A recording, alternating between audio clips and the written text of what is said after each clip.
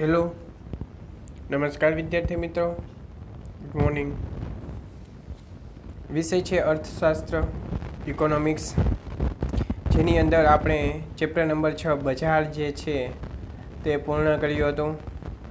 હવે આજે આપણે ભારતીય અર્થતંત્ર ચેપ્ટર નંબર 7 જોવાનું છે.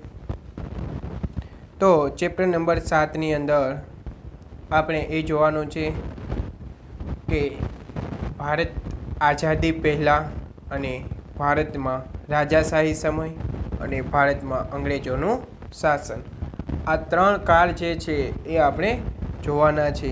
અંગ્રેજોના કાળ પહેલાં ભારતની કઈ સ્થિતિ હતી, અંગ્રેજો આવ્યા ત્યારબાદ ભારતની શું સ્થિતિ હતી, અને અંગ્રેજો ગયા ભારતમાંથી ત્યારબાદ ભારતની શું સ્થિતિ રહી છે, એના વિશે આપણે અભ્યાસ કરવાનો છે. તો સૌ પ્રથમ આપણે જોઈએ પ્રાચીન ભારત.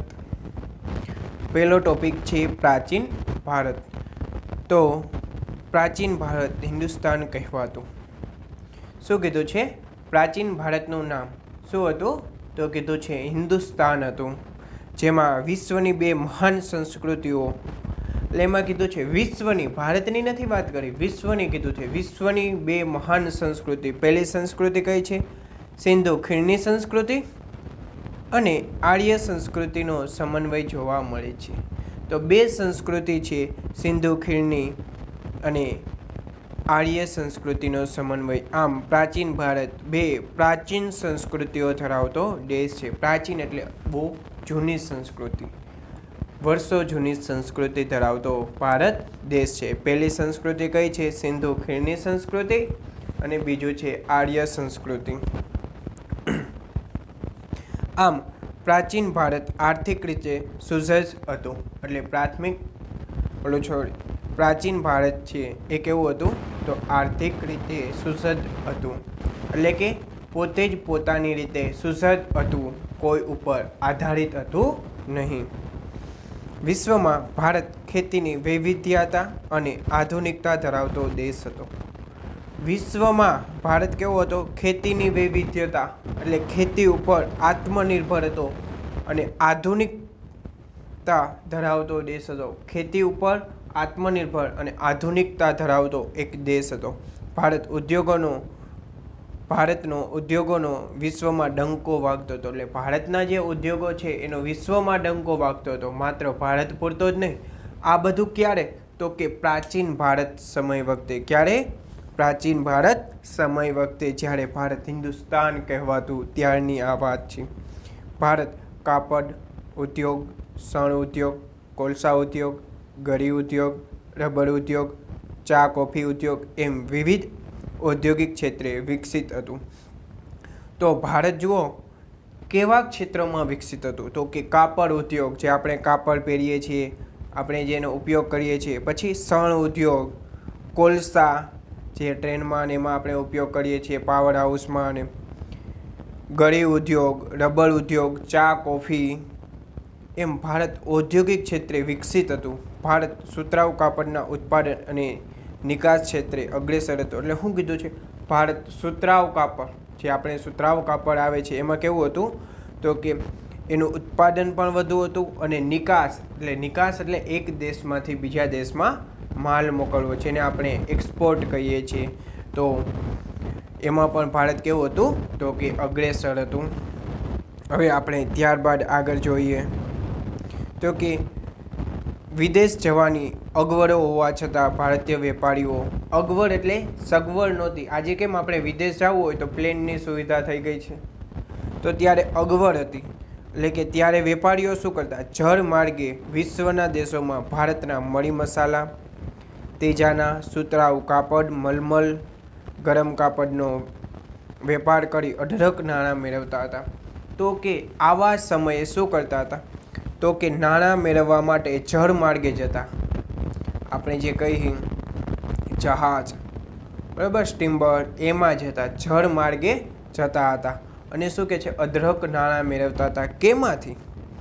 તો કે મરી મસાલા, તેજાના, સુતરાઉ કાપડ, મલમલ, ગરમ કાપડ, આવી અનેક વસ્તુઓનું ઉત્પાદન કરી અને વિદેશમાં તેને શું કરતા હતા? વેપાર કરતા હતા અને અઢળક નાણાં મેળવતા હતા. તો એમ કીધું છે પ્રાચીન સમયમાં ભારત જે છે એ વસ્તુની નિકાસ એટલે કે એક્સપોર્ટ કરવામાં વધારે અગ્રેસર હતું અને ભારત જે છે એ બીજા દેશ કરતાં કેવું હતું? તો કે વિકસિત ગણાતું હતું. આમ પ્રાચીન ભારત ખેતી, ઉદ્યોગ અને વેપાર ક્ષેત્રે વિકસિત અને આર્થિક રીતે સંપન્ન દેશ હતો.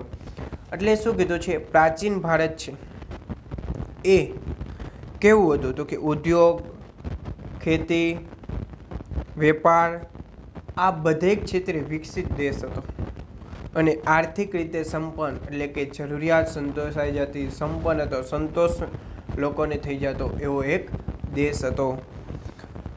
ત્યારબાદ હવે આપણે જોઈએ પ્રાચીન ભારતનું અર્થતંત્ર. શું કીધું છે? પ્રાચીન ભારતનું અર્થતંત્ર જેની અંદર રોજગારી, ખેતી, ઉદ્યોગ ક્ષેત્ર, સેવા ક્ષેત્ર અને આર્થિક સમૃદ્ધિની તેને આપણે વાત કરી છે. તો સૌ પ્રથમ આપણે પહેલો ટોપિક જોઈએ રોજગારી. પ્રાચીન ભારતમાં વસ્તીનો મોટો ભાગ ખેતી પર આધારિત હતો. દેશ મુખ્યત્વે ગ્રામીણ અર્થતંત્ર પર આધારિત હતો. તો કે પ્રાચીન ભારત છે એમાં વસ્તીનો મોટો ભાગ એટલે 70% જેટલા લોકો કે તેથી વધુ લોકો ખેતી ઉપર આત્મનિર્ભર હતા. એટલે કીધું છે મોટો ભાગ ખેતી ઉપર આત્મનિર્ભર હતો અને મુખ્યત્વે ગ્રામીણ અર્થતંત્ર પર દેશ આધારિત હતો. એટલે એ સૌથી વધુ કેના પર આધારિત હતો? તો કે ગ્રામીણ ક્ષેત્ર પર. ગ્રામીણ એટલે ગામડાઓમાં આધારિત હતો. ત્યારે શહેરી ક્ષેત્રનો એટલો વિકાસ એટલે કે શહેરમાં લોકો એટલા જવા માંગતા ન હતા. તો રોજગારી જે છે એનો એક મહત્ત્વનો પોઈન્ટ એમ કહેવાય પ્રાચીન અર્થતંત્રનો કહી શકાય. ત્યારબાદ ખેતી. પ્રાચીન ભારતની ખેતી વૈવિધ્યપૂર્ણ અને સમૃદ્ધ હતી. એટલે શું વાત કરી છે? પ્રાચીન ભારતની ખેતી કેવી હતી? વૈવિધ્યપૂર્ણ અને સમૃદ્ધ હતી. એટલે કે ખેડૂત પોતે જ પોતાની રીતે આત્મનિર્ભર હતા અને પોતે જ ઉત્પાદન કરી અને વેચાણ માટે પણ સક્ષમ હતા. એટલે એની જરૂરિયાત સંતોષાઈ જતી હતી. ત્યારબાદ ગ્રામ્ય વસ્તી જરૂરિયાતની વસ્તુઓ જેવી કે અનાજ, શાકભાજી, ફળફળાદી તેમજ અન્ય ખેતીજન્ય વસ્તુઓનું ઉત્પાદન કરી તેમજ પશુપાલન, કપડાં, જૂતાના ગૃહ ઉદ્યોગ દ્વારા તેમનું સુખમય જીવન નિર્વાહ કરતી હતી.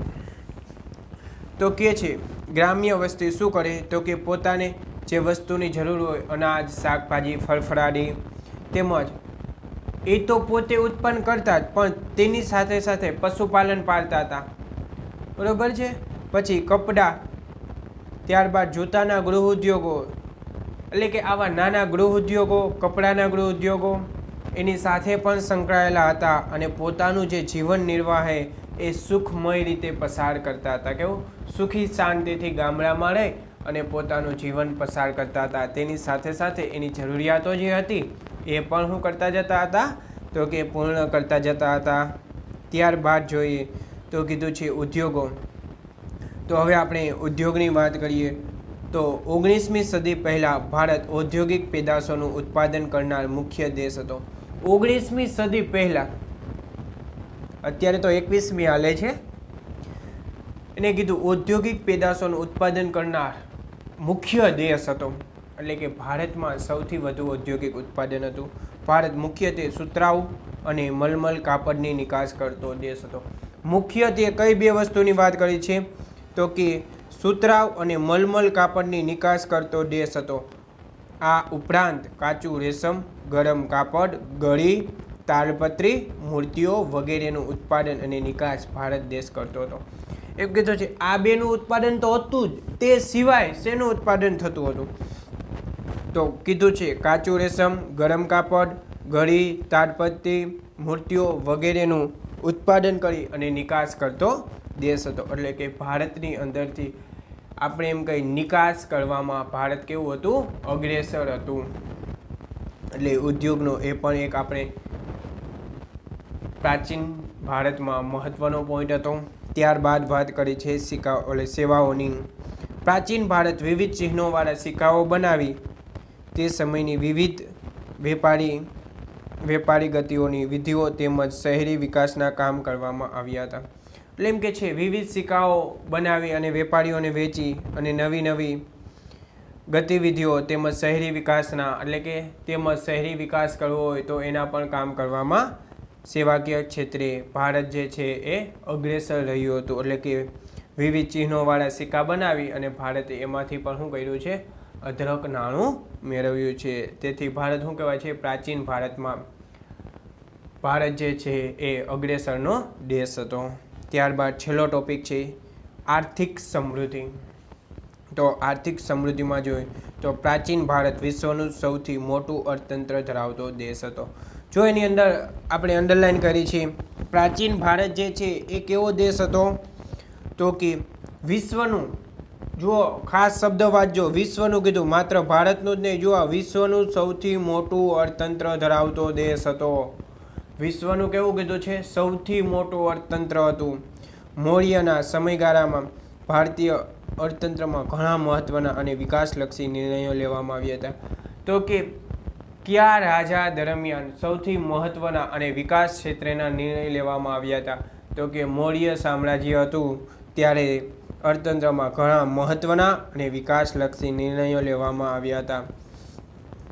ત્યારબાદ વાત કરીએ 16મી સદીમાં મુઘલ સામ્રાજ્ય દરમિયાન 13મી સદીમાં કયું 16મી સદીમાં કયું સામ્રાજ્ય, તો કીધું છે મુઘલ સામ્રાજ્ય દરમિયાન ભારતીય અર્થતંત્રની રાષ્ટ્રીય આવક વિશ્વની આવકના 25% હતી. એટલે શું વાત કરી છે, ભારતીય અર્થતંત્રની જે વિશ્વની આવક હતી ને એમાંથી 25% તો માત્ર કેની આવક હતી, ભારતીય અર્થતંત્રની હતી. બાકી બધા દેશની થઈને 75 હતી, ભારતની એકની 25% આવક રાષ્ટ્રીય આવક હતી. પછી કીધું વર્ષ 1700માં ઔરંગઝેબના શાસનમાં ભારતની રાષ્ટ્રીય આવક 10 કરોડ પાઉન્ડ થઈ હતી. તો ભારતની આવક કેટલી થઈ હતી, 10 કરોડ પાઉન્ડ થઈ હતી. ક્યારે, ઔરંગઝેબના શાસનમાં વર્ષ 1700માં. આમ ભારતીય અર્થતંત્રનો સર્વ ક્ષેત્રમાં સુવર્ણકાળ હતો. એટલે શું કીધું છે, ભારતનો એક સુવર્ણકાળ હતો. ભારત જે છે એ પ્રાચીન ભારતમાં સોને કી ચિડિયા તરીકે ઓળખાતું હતું. સોનાની ચિડિયા કહેવાતું, કારણ કે પ્રાચીન ભારત જે છે એ ખેતી, ઉદ્યોગ, સેવાકીય ક્ષેત્રે, વેપાર ક્ષેત્રે કેવો દેશ હતો, સમૃદ્ધ દેશ હતો. તો આપણે એના ટોપિક જોયા, ખેતી, ઉદ્યોગ, સેવા, બરાબર છે, આર્થિક સમૃદ્ધિ. હવે આપણે જોઈએ ભારતની અંદર બીજા કેવા પ્રકારના વિકાસ થયા છે ભારત અને અંગ્રેજોના કાળ દરમિયાન. તો લખ્યું છે રેલવેનો વિકાસ. બીજો ટોપિક કયો છે, રેલવેનો વિકાસ. આ જે ટોપિક છે એ તમે એસએસ એટલે કે સામાજિક વિજ્ઞાનની અંદર ધોરણ 10ની અંદર આ એક ટોપિક શીખીને આવ્યા હશો. તો બ્રિટિશ શાસન દરમિયાન 16 એપ્રિલ 1853ના રોજ શરૂ કરવામાં આવેલી રેલવેની સુવિધા ભારતના વાહન વ્યવહારને ઝડપી અને સમૃદ્ધ બનાવવામાં મહત્વની રહે છે. એટલે કે રેલવેની શરૂઆત ક્યારે છે, તો કે એપ્રિલ 16 1853માં થઈ હતી. કોના શાસન દરમિયાન, તો કે અંગ્રેજોના શાસનકાળ દરમિયાન. શા માટે કરવામાં આવી હતી, તો કે ઝડપી વાહન વ્યવહારને વેગ મળે. એટલે જુઓ, વાહન વ્યવહારને કેવો વેગ મળે, ઝડપી વેગ મળે, એટલા માટે રેલવેની શરૂઆત કરી. એટલે કીધું વાહન વ્યવહારને ઝડપી અને સુસજ્જ બનાવવા મહત્વની રહી છે. ભારતમાં બ્રિટિશ શાસન દરમિયાન રેલવેનો વિકાસ મોટા પ્રમાણમાં થયો હતો. એટલે કે અંગ્રેજોનું શાસન હતું ત્યારે રેલવેનો વિકાસ કેવો થયો હતો, તો કે ઝડપી થયો હતો અને મોટા પ્રમાણમાં થયો હતો. અંગ્રેજોના શાસનકાળ દરમિયાન રેલવેનો વિકાસ ઝડપી અને મોટા પ્રમાણમાં થયો હતો, કારણ કે તેઓ વેપારી અને તેમના રાજકીય હિતો સ્થિર કરવા માંગતા હતા. કારણ કે તેઓ શું કરવા માંગતા હતા, વેપાર અને પોતાના રાજકીય હિતો હતા એ બધા કેવા કરવા માંગતા હતા, સ્થિર. જેથી વિકાસ થશે તો એની જે રાજકીય હિત છે, વેપાર છે એ કેવું થશે, સ્થિર થશે, લોકોને ભરોસો બેસશે. તે માટે ભારતમાં રેલવેનો આરંભ 16મી એપ્રિલ 1853ના રોજ બોરી બંદરથી થાણેના પ્રથમ રૂટ દ્વારા થયો હતો. એટલે કહેવાય બોરી બંદર એટલે મુંબઈથી થાણેના પહેલા રૂટમાં થયો હતો. હવે રેલવેના વિકાસની ભારતીય અર્થતંત્ર પર વ્યાપક અસરો પડી હતી. પરિવહન ખર્ચ ઘટતા દેશના આંતરિક અને વિદેશ વેપારમાં વધારો થયો. દેશના ઉદ્યોગો અને ખેતીને મોટો લાભ થયો અને રોજગારીની તકો વધારે સર્જાય. એટલે કે છે આજે લાખો કર્મચારીઓ રેલવેની અંદર નોકરી કરે છે, જેથી શું કહેવાય તો કે ઘણા બધા લોકોને રોજગારી પૂરી થાય છે. વ્યાપાર છે એ ઝડપી બન્યો, ખેતી ક્ષેત્રને મહત્વ થયું, વ્યાપાર ઝડપી બન્યો, તેમજ વિદેશ વેપારમાં શું થયું, વધારો થયો, આંતરિક વેપારમાં વધારો થયો. કારણ કે રેલવે જે છે એ ભારતની અંદર સૌથી મોટું નેટવર્ક ધરાવે છે. એટલા માટે રેલવેના વિકાસથી ભારતના અર્થતંત્ર પર ઘણી બધી અસરો, વ્યાપારિક અસરો પડી અને જે અસરો જે છે એ કેવી હતી તો કે ફાયદાકારક કહી શકાય છે. 1947માં ભારતમાં રેલવેનું નેટવર્ક 53,000 કિલોમીટર રૂટ ધરાવતું હતું. તો કે 1947 એટલે એ દિવસ કયો હતો કે 1947માં ભારત દેશ આઝાદ થયો હતો. ત્યારે રેલવેનું નેટવર્ક કેટલું હતું તો કે 53,000 કિલોમીટર રૂટ ધરાવતું હતું. 53,000 કિલોમીટર, જે આજે વર્તમાનમાં અંદાજે 65,000 કિલોમીટર રૂટ ધરાવે છે. જે આજે રેલવેનું નેટવર્ક કેટલું રૂટ ધરાવે છે તો કીધું છે 65,000 કિલોમીટર રૂટ ધરાવે છે. આમ ભારતીય રેલવે વિશ્વમાં ચોથા નંબરનું સૌથી મોટું રેલવે નેટવર્ક છે. એટલે શું કીધું છે, ભારતનું રેલવે નેટવર્ક જે છે એ કેટલામાં નંબરનું છે તો કે વિશ્વમાં ચોથો નંબર ધરાવે છે અને એશિયામાં પહેલા નંબરનું નેટવર્ક ધરાવતો દેશ છે. એટલે કીધું છે ભારતીય રેલવે વિશ્વમાં ચોથા નંબરનું સૌથી મોટું રેલવે નેટવર્ક ધરાવે છે અને એશિયામાં ભારતનું રેલવે નેટવર્ક પ્રથમ નંબરનું છે. અને એમ કહેવાય ભારતમાં સૌથી મોટું ગવર્મેન્ટ ખાતું હોય એટલે કે ગવર્મેન્ટ તો કે કયું છે, રેલવે ખાતું છે, જેમાં સૌથી વધુ લોકો રોજગારી મેળવે છે. તો આ આપણે રેલવેનો વિકાસ જોયો. 16મી એપ્રિલ 1853 બોરીબંદરથી થાણા વચ્ચે. 1947માં 53,000 કિલોમીટરના રસ્તા હતા, જે આજે વર્તમાનમાં 65,000 કિલોમીટર જેવો રૂટ છે. વિશ્વમાં ચોથા નંબરનું માર્કેટ છે અને એશિયામાં પહેલા નંબરનું માર્કેટ જોવા મળે છે. ત્યારબાદ આપણે હવે ટોપિક જોઈએ તો બ્રિટિશ શાસનની કરવેરા નીતિ. હવે એમ કે છે બ્રિટિશ શાસન છે, અંગ્રેજોનું જે શાસન છે એની કરવેરા નીતિ શું કહે છે એના વિશે આપણે આજે વાત કરીએ. તો આયાત અને નિકાસની થતી વસ્તુઓ પર લેવાતો કરવેરો જકાત કહેવાય છે. કરવેરાને શું કહેવામાં આવે છે, જકાત લીધી એમ કહેવામાં આવે છે. વેપાર વખતે વસ્તુના વેપાર વખતે જે કરવેરો લે છે એને જકાત તરીકે ઓળખવાની વાત કરી છે. ઈસ્ટ ઇન્ડિયા કંપનીએ મુગલ બાદશાહની પરવાનગી મેળવી અને પોતાના મુગલ શાસિત પ્રદેશો પૂરતો જકાત માફ કરાવ્યો. એટલે ઈસ્ટ ઇન્ડિયા કંપનીએ શું કરી, મોગલ સામ્રાજ્ય હતું ત્યારે મોગલ સામ્રાજ્યની પરમિશન લઈ અને પોતાના રાજ્ય પૂરતું શું કર્યું, મુગલ શાસિત પ્રદેશો હતા ત્યાં જકાતો માફ, જકાત કેવી કરી દીધી, માફ ઈસ્ટ ઇન્ડિયા કંપનીએ.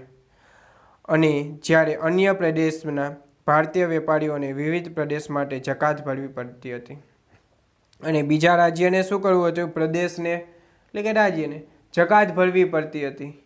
જો વેપાર થાય તો એના માટે એને શું કરવી પડે, જકાત ભરવી પડતી હતી. પણ કયા જગ્યાએમાં પડતી, મુગલ શાસિત ત્યાં પ્રદેશ હતો ત્યાં જકાતો માફ, બાકીના રાજ્યમાં જકાત કેવી હતી, ચાલુ હતી. બ્રિટિશ શાસનની જકાત નીતિ ભેદભાવ ભરી હતી. એટલે એની નીતિ કેવી હતી, ભેદભાવવાળી હતી. કારણ કે પોતાના માલ ઉપર ઓછી જકાત હોય, આપણો માલ હોય તો વધુ જકાત જોવા મળે. જેમ કે ભારતના સુતરાઉ કાપડની નિકાસ પર 15% જકાત લેવાતી. ભારતમાં ઉત્પાદન થયું હોય અને એ જકાત કરવામાં આવે તો એના ઉપર કેટલી તો કે 15% જકાત. અને જ્યારે બ્રિટનની આયાત થતા કાપડ પર માત્ર 2.5% જકાત લેવાતી હતી. એટલે બ્રિટનની વસ્તુ હોય અને એની જકાત કરવામાં આવે તો કેટલી નિકાસ કરવામાં આવે, આયાત નિકાસ, તો કેટલી જકાત હતી, 2.5. તો આ ભેદભાવવાળી નીતિ જુઓ તો ખરા કેટલો બધો ભેદભાવ, 12.5%નો ભેદભાવ 100 રૂપિયે. તો પરિણામે ભારતના સુતરાઉ કાપડના હાથ ઉદ્યોગોની પડતી થઈ. હવે આવું થાય તો ઉદ્યોગોની શું જોવા મળે, પડતી જોવા મળે. પડતી એટલે પાછળ પડતા, ધકેલાતા જોવા મળે. નફાકારક ક્ષમતા ઘટતી જોવા મળે.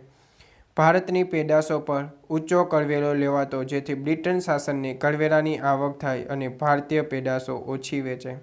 આમ બ્રિટિશ શાસનની કરવેરા નીતિ બ્રિટનને લાભ થાય તે મુજબ નક્કી કરવામાં આવી. એટલે શું કહે છે, ભારતની પેદાશો ઉપર કરવેરાનો દર ઊંચો હતો અને બ્રિટનની કરવેરા નીતિ પર કર નીચો હતો. એટલે ભારતના ઉદ્યોગોની પડતી થાય અને બ્રિટનના ઉદ્યોગો જે છે, બ્રિટિશના ઉદ્યોગો જે છે એની શું જોવા મળે તો કે આવક વધતી જોવા મળે, નફાકારક ક્ષમતા વધતી જોવા મળે, જેથી ભારતના ઉદ્યોગોની આવક ઓછી થઈ અને બ્રિટિશના ઉદ્યોગોની આવક વધુ થઈ બ્રિટિશને લાભ તરફ વળતો જોવા મળ્યો હતો. એટલે આ જે નીતિ હતી એ ભેદભાવવાળી નીતિ જોવા મળી હતી. તો આજે આપણે જોયું પ્રાચીન ભારત, રેલવેનો વિકાસ અને બ્રિટિશ ભારતની કરવેરા નીતિ. હવે નેક્સ્ટ લેક્ચરની અંદર આપણે આઝાદી પહેલાંનું ભારત અને આઝાદી પછીનું ભારત જે છે એ ડીપમાં પોઈન્ટ સહિત જોશું. ઓકે વિદ્યાર્થી મિત્રો, તો આજે આપણે આ 3 ટોપિક કર્યા છે. એ 3 ટોપિક જે છે એ તમારે હોમવર્કમાં લખવાના રહેશે. થેન્ક યુ મિત્રો. Have a nice day.